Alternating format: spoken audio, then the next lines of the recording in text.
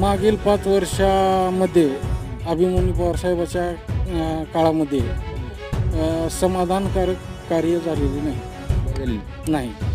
रस्ते नाही. वाटते की शेतरस्त्याचं जनक म्हणलं जाते. आपल्या गावात तर शेतरस्ते झालेत का? एकही नाही. काही झाले एकही नाही. अनेक रस्ते वगैरे गाव एक रस्ते 30% झालेले आहेत.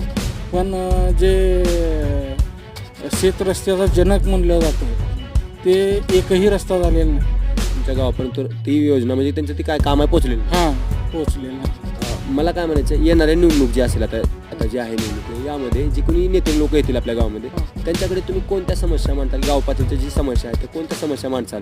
की अनेक समस्या आहेत की शेतरस्ते नाहीत. पुन्हा जे कृषीचे जे इतर योजना आहेत त्या पूर्ण राबवण्यासाठी